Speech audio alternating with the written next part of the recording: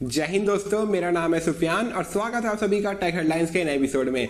बड़े बड़े यूट्यूबर जितने भी हैं जो टेक न्यूज देते हैं वो क्या कहते हैं कि Realme GT Neo 3 OnePlus Nord 3 के नाम से भी आएगा, उसका रीब्रांडेड वर्जन होगा वो। लेकिन मैं कहा था आपको कि कोई कनेक्शन नहीं है Realme GT Neo 3 का OnePlus Nord 3 से, दोनों अलग अलग फोन है। मेरा बात आज एग्जैक्टली सही निकला है। OnePlus 10R के 3D इमेजेस आ चुके हैं, मैं आपको स्क्रीन पे दिखा रहा हूँ, CAD रेंडर्स हैं, आप देख लो, आपको पता चल जाएगा मैं आपको क्या कहना चाहता हूँ। OnePlus 10R काफी कुछ हद तक Realme GT Neo 3 से मैच करेगा। आप कह सकते हो कि इसका रीब्रांडेड वर्जन होगा। इसके पूरे की स्पेसिफिकेशंस भी बाहर आ चुके हैं OnePlus 10R के, साइड में दिखा रहा हूं, देख लो। तो जो मैं कहा था एग्जैक्टली वही सच निकला, ठीक है। हमारे मतलब आपको मत सिखा चल। OnePlus 10R कब तक आएगा? आपको OnePlus 10R जून तक दिखाई दे सकता है, जून के पहले आ सकता है। इसका प्राइस होगा 40,000 रुपए के आसपास। अब मेरे को तो यही पता चला है, कुछ और अगर इन्फॉर्मेशन आएंगे तो आपको बताऊंगा मैं।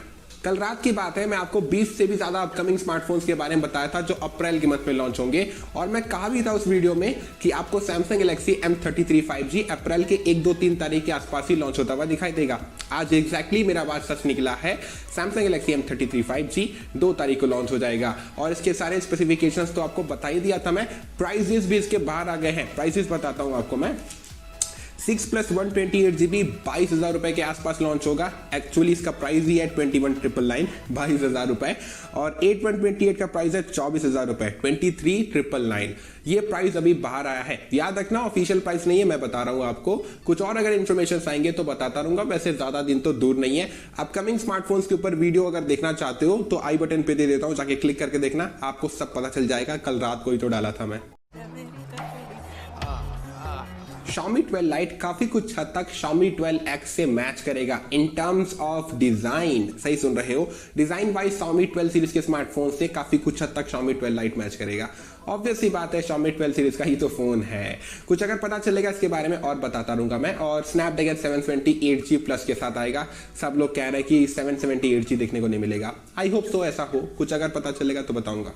Realme Buds Air 3 अप्रैल के 7 तारीख को इंडिया में लॉन्च हो जाएगा Realme GT 2 Pro के साथ। आज ऑफिशियली कंफर्म हो गया है। मैं आपको कहा था ना, Realme Tech Life वाले बताए थे 2 हफ्ते पहले वो लॉन्च करेंगे इसको अप्रैल तक। देखो आज कंफर्म भी हो गया। iQOO आज चुपके चुपके चाइना में अपने नए फोन को लॉन्च कर दिया, iQOO U5X। एक्चुअली ये वीवो के फोन का रीब्रांडेड वर्जन है, लेकिन क्या फर्क पड़ता है, दोनों तो भाई है। इसका बेस वेरिएंट है 4128 जिसका प्राइस है 11,000 रुपए, और 6128 नहीं है, डायरेक्ट 8128 पे गया है 12,500 रुपए। सरप्राइज वाली बात यह है कि 8GB रैम वाला वर्जन अपने को मिल जाता है 12,500 रुपए में। स्मार्टफोन काफी मस्त है, स्पेसिफिकेशंस भी काफी अच्छे दे रहा है। आई होप सो कि ये इंडिया में आए। वैसे तो रूमर्स है कि अप्रैल के मंथ में iQOO अपने U सीरीज के स्मार्टफोन्स को इंडिया में लॉन्च करेगा। हो सकता है ये आ जाए अप्रैल में, कुछ अगर पता चलेगा तो बताऊंगा। Moto Edge 30 आज इंडिया के BIS सर्टिफिकेशन को क्लियर कर चुका है, लेकिन अभी भी जितने भी सोर्सेस हैं वो यही कहते हैं कि अप्रैल में ये इंडिया में लॉन्च नहीं होगा। इसको लॉन्च होते होते अब मई। Moto Edge 30 आज इंडिया के BIS सर्टिफिकेशन को क्लियर कर चुका है, लेकिन अभी भी जितने भी सोर्सेस हैं वो यही कह रहे हैं कि ये मई में इंडिया में लॉन्च होगा। अब देखो यार क्या होता, कुछ अगर पता चलेगा तो बताऊंगा। आई होप सो कि ये अप्रैल में ही इंडिया में आ जाए। Realme GT Neo 3 आज इंडिया के BIS सर्टिफिकेशन को क्लियर कर चुका है। सोर्सेस की मानो तो ये मई तक इंडिया में डेब्यू करेगा, अप्रैल में ये ग्लोबली लॉन्च होगा। आई होप सो ये इंडिया में अप्रैल में ही आ जाए। वैसे अगर आप Realme GT Neo 3 के बारे में कुछ भी जानना चाहते हो, अनबॉक्सिंग भी दिखाया हूँ, 2-3 दिन पहले ही लॉन्च हुआ था। आई बटन पे दे देता हूँ, जाके क्लिक करके देखो, सब पता चल जाएगा डिटेल में। सोनी एक नए 50 मेगापिक्सल के कैमरा सेंसर के ऊपर काम कर रहा है, जो एक फ्लैगशिप सेंसर होगा 50 मेगापिक्सल का। इसका नाम अभी पता नहीं चला है, बस वो काम कर रहा है, इतने रूमर्स बाहर आए हैं। कुछ अगर पता चलेगा तो बताऊंगा। मैं आपको एक फनी स्टोरी सुनाने वाला हूं, ध्यान से सुनना, बहुत मजा आएगा आपको। रयान एक सोशल मीडिया इन्फ्लुएंसर है, ट्विटर पे वो एक ट्वीट किए थे Oppo Find N से रिलेटेड, कुछ उसकी बातें कहे थे, लेकिन उसके नीचे Samsung mobile US official Twitter handle है, वो अमेजिंग लिख रहा है।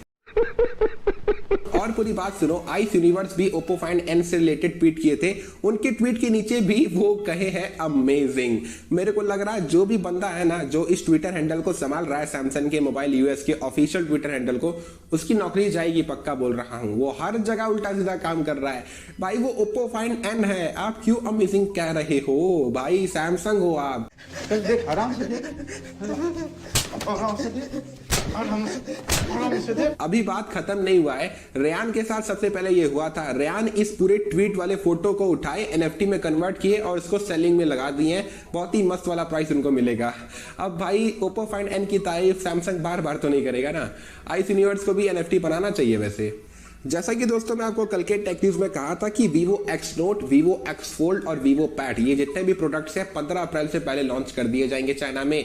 आज ऑफिशियल लॉन्च डेट आ गया है, 11 अप्रैल को ये सारे प्रोडक्ट्स लॉन्च हो जाएंगे। देखिए मैं जो कहा था वो सही हुआ। अगला अपडेट सुनोगे तो आप चौंक सकते हो। एप्पल वालों को जब ये पता चला होगा वो बोले होंगे ये धंधा बंद करवाएगा लड़का हम लोगों का।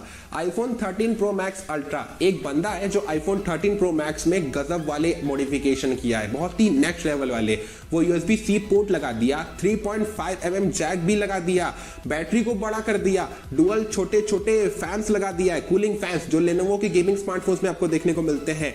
अरे भाई इतने सारे मॉडिफिकेशंस कैसे कर लिया यार ये तो, और सबको फिट भी कर दिया, सबको फिट करके एक प्रॉपर आईफोन भी क्रिएट कर दिया। और परफॉर्मेंस इतना बूस्ट अप हो गया ना यार कि आपको क्या बताऊं। स्कोर्स बताता हूं आपको। जो नॉर्मल iPhone 13 Pro Max है उसका स्कोर है 7,15,900 और जो मॉडिफाइड वाला है उसका है 8,70,300। भाई साहब एप्पल वाले बहुत ही ज्यादा परेशान होंगे अभी। OnePlus 10 Pro के प्राइसेस बाहर आ गए हैं। वैसे मैं आपको प्राइसेस बताया था लेकिन वापस से कुछ नए प्राइसेस बाहर आ गए हैं और सेल डेट भी पता चल गया है। OnePlus 10 Pro का बेस वेरिएंट रहेगा 8128 जिसका प्राइस रहेगा 67,000 रुपीज और 12 to 56 का होगा 72,000 रुपीज। अप्रैल के 5 तारीख से इसका पहला सेल रहेगा। वैसे तो ज्यादा दिन दूर नहीं है, 2-3 दिन की बात है, ऑफिशियल प्राइसेस बाहर आ जाएंगे। आई होप सो कि ऐसा प्राइस ना हो, थोड़े कम प्राइस पे लॉन्च हो, 60,000 रुपए से शुरू हो। I hope so. अगला अपडेट बहुत ही झकास है। Infinix Note 11 को जानते हो? नहीं जानते हो? बहुत ही तगड़ा फोन है। इसका प्राइस कट हुआ है 10,500 रुपए का आपको देखने को मिलेगा 6+128GB 10,500 रुपए में। भाई इस डील को मिस मत करो। अगर आपका बजट है 10,500, जाओ तुरंत खरीद लो इसको। बहुत ही मस्त फोन है। इसके स्पेसिफिकेशंस आपको साइड में दिखा दूंगा अगर मेरे को मिल गए तो। और Infinix Hot 11S 13,000 का हो गया है 664। इसमें इतना मजा नहीं है लेकिन Infinix Note 11 बहुत ही मस्त डील है, इसको मिस मत करना। अगला अपडेट आपको कंफ्यूज कर सकता है, थोड़ा ध्यान से सुनना। स्टार्टिंग में इंफॉर्मेशंस आए थे कि जो एप्पल आईफोन 14 और 14 मैक्स होंगी उनमें एप्पल का वही पुराना A15 बायोनिक चिप मिलेगा जो आईफोन 13 सीरीज में मिल जाता है अपने को।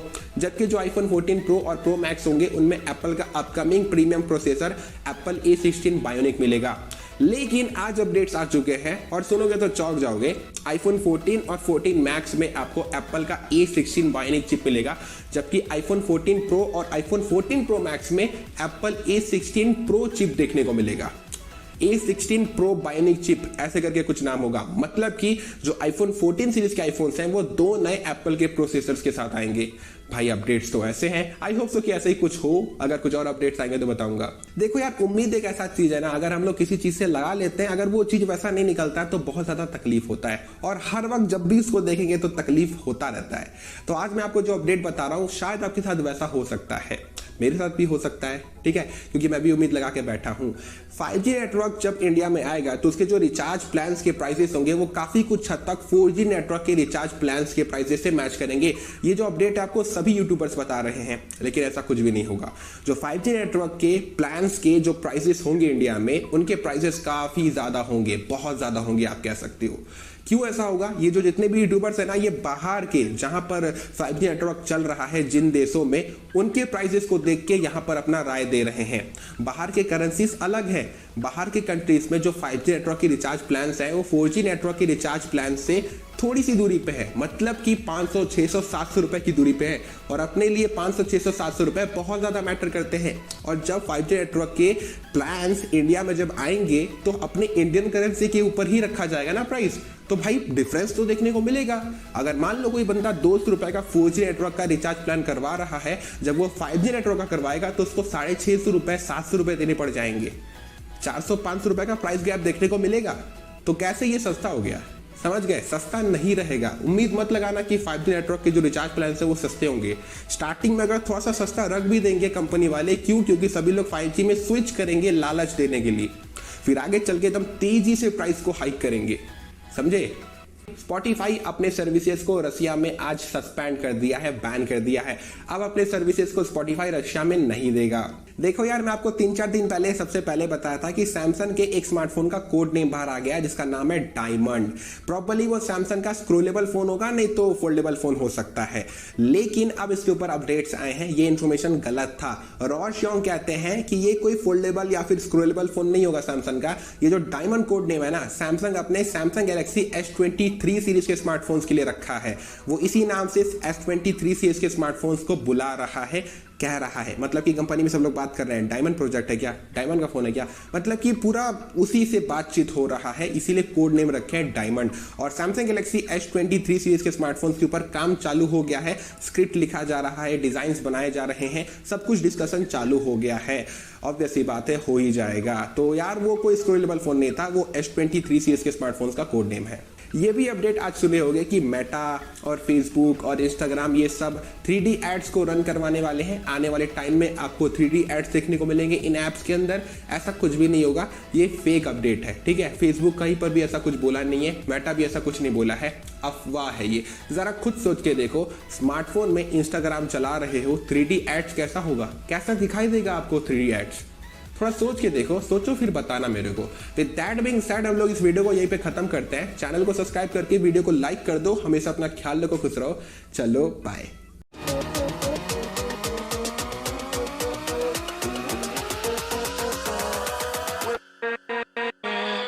with